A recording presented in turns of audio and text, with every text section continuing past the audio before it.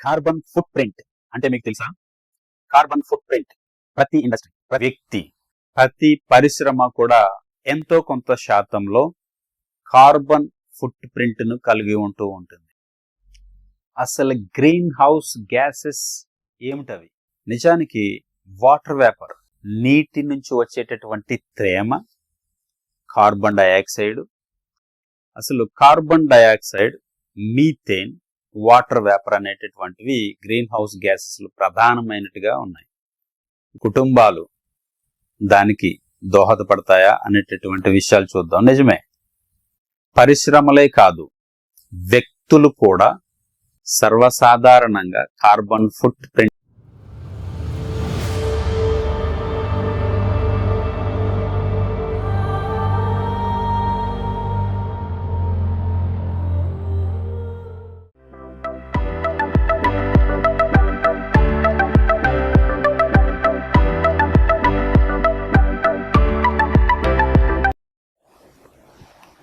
Carbon foot print అంటే మీకు తెలుసా?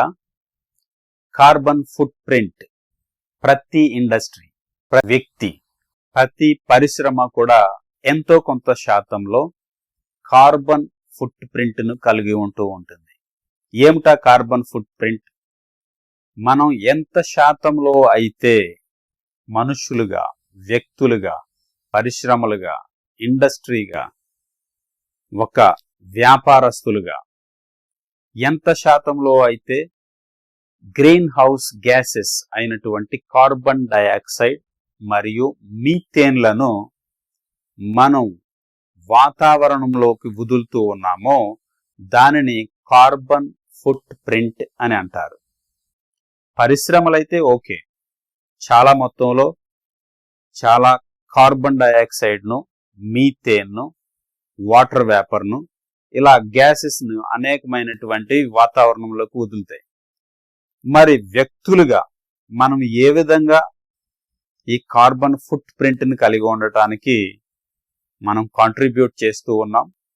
అది మంచిదా, చెడ్డదా, ఎందుకని మనం ఇలా చేస్తూ ఉన్నాం అనేటటువంటి విషయాలను ఇప్పుడు కూలంకషంగా చర్చిద్దాం. అన్నింటికంటే ముందుగా మనం అసలు గ్రీన్ హౌస్ గ్యాసెస్ అంటే ఏంటి, అవి ఎందుకు ఉపయోగపడతాయి అనేది చూద్దాం.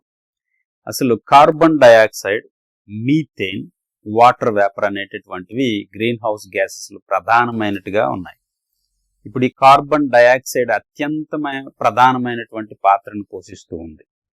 ఈ సహజ సిద్ధంగా అట్మాస్ఫియర్ లో భూమి చుట్టూ ఆవరించుకున్నటువంటి ఈ పొరలు ఏవైతే ఉంటాయో వాటి పరిధిలో లోపల ఈ కార్బన్ డయాక్సైడ్ లెవెల్ సాధారణంగా ఉంటుంది.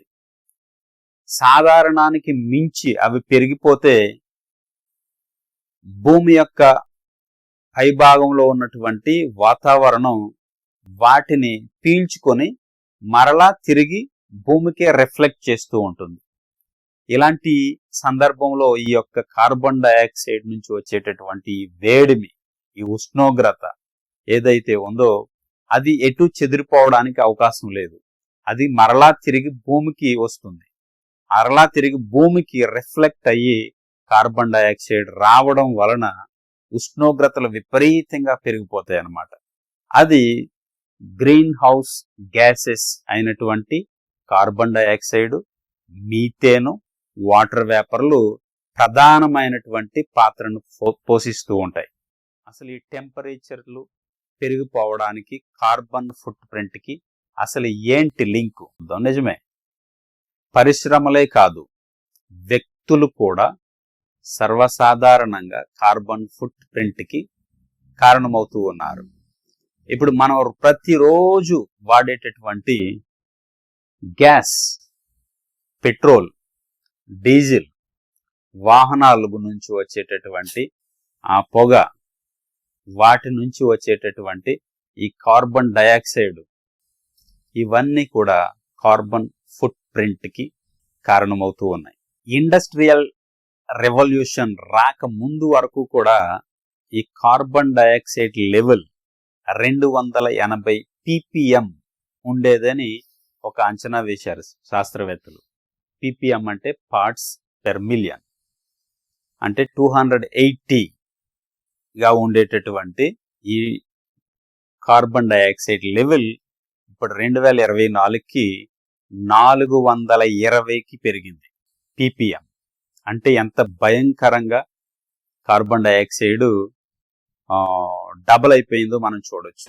ఇండస్ట్రియల్ రెవల్యూషన్ వచ్చిన తర్వాత నుండి 2024 సంవత్సరం లెక్కల వరకు కూడా మనం తీసుకుంటే ఈ యొక్క కార్బన్ డైఆక్సైడ్ 280గా ఉన్నటువంటి ఈ కార్బన్ డైఆక్సైడ్ 420 ppmకి పెరిగింది.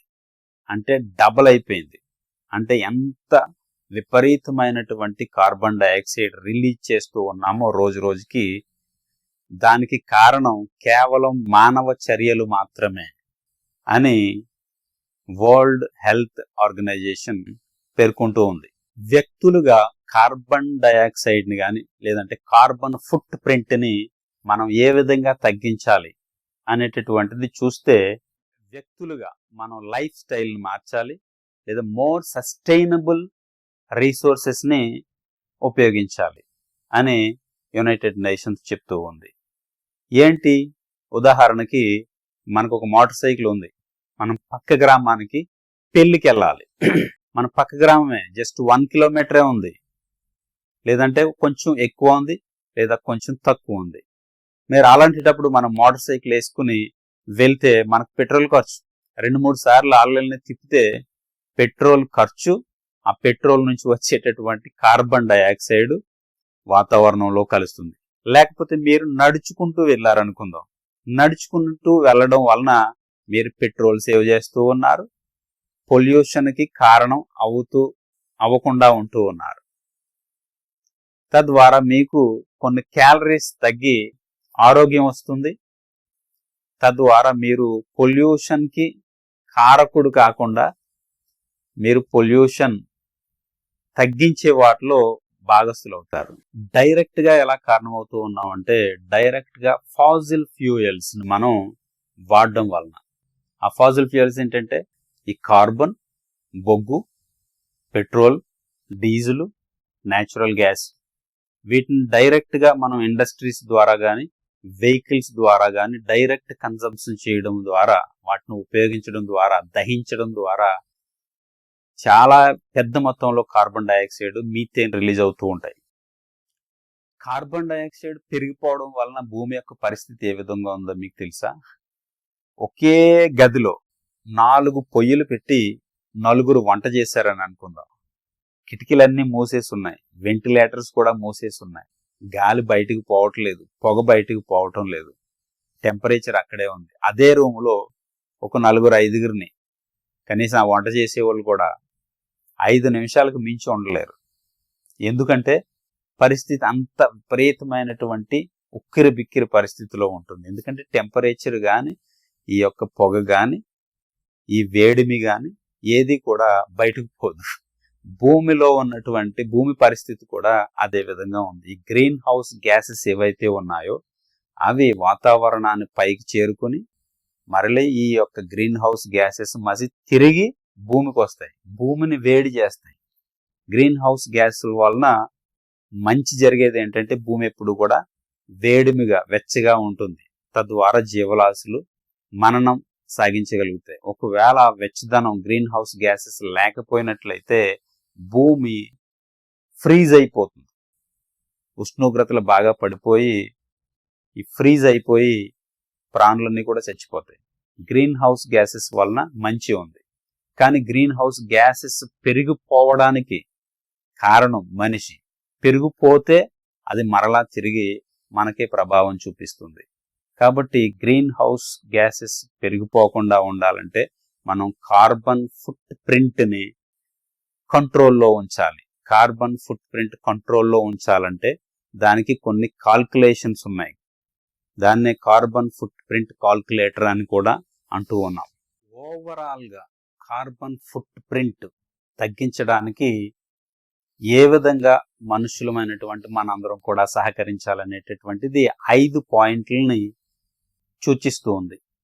ఏంటి 5 పాయింట్లు అంటే, ఫస్ట్ది use the public transport instead of individual transport, cars, scooters, motor cycles and vehicles.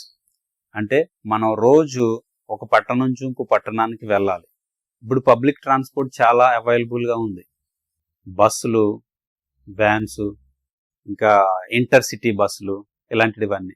అవన్నీ వదిలేసి మనం వ్యక్తిగతంగా ఇండివిడ్యువల్గా కార్ల మీద కానీ మోటార్ సైకిల్ మీద కానీ ప్రయాణం చేస్తూ ఉంటే మనం ఇంకా కార్బన్ డైఆక్సైడ్ పెరిగిపోవడానికి కారణమవుతాం. కాబట్టి దాన్ని అరికట్టి పబ్లిక్ ట్రాన్స్పోర్ట్ ఉపయోగించమని సలహా ఇస్తూ ఉంది. మన ఆహారపు అలవాట్లు కూడా మార్చుకోమని చెప్తుంది. రెండో పాయింట్, సస్టైనబుల్ కన్జంప్షన్. మనం తినే ఆహారం మీట్ని తగ్గించమని చెప్తూ ఉంది. మీట్ ద్వారా, మీట్ ఇండస్ట్రీస్లో ప్రొడ్యూస్ అయ్యేటటువంటి హీట్ కూడా చాలా చాలా ఎక్కువ. అందుకనే మనం ఎప్పుడైతే మీట్ కన్జంప్షన్ తగ్గిస్తామో, రెడ్ మీట్ని, ఆటోమేటిక్గా మనం కార్బన్ డైఆక్సైడ్ని తగ్గించే వాళ్ళ లిస్ట్లోకి వస్తామని చెప్తూ ఉంది. అంటే సస్టైనబుల్ కన్జంప్షన్. మనం మీట్ కాకుండా మీట్కి ప్రత్యామ్నాయంగా ఉన్నటువంటి వస్తువుల్ని. ఇక మూడవ పాయింట్ ఏంటంటే సపోర్ట్ రెన్యూవబుల్ ఎనర్జీస్. మనం ఏ సంపద అయితే ప్రకృతిలో రీసోర్సెస్గా ఉంటూ ఉన్నావో ఆ సంపద తరిగిపోని సంపదగా, మరలా మరలా పుట్టే సంపదగా ఉన్నటువంటి రీసోర్సెస్ని రెన్యూవబుల్ ఎనర్జీ రీసోర్సెస్ అంటారు. అవి ఏంటంటే సోలార్, సూర్యుడి నుంచి వచ్చేటటువంటి ఉష్ణోగ్రత, టెంపరేచర్, ఆ వెలుగు, గాలి నుంచి వచ్చేటటువంటి ఎనర్జీ, వాటర్ నుంచి వచ్చేటటువంటి ఎనర్జీ, ప్రకృతిలో ఫారెస్ట్ల ద్వారా వచ్చేటటువంటి ఈ విండ్, గాలి ఏదైతే ఉందో అది. ఈ రెన్యూవబుల్ ఎనర్జీస్ అవి.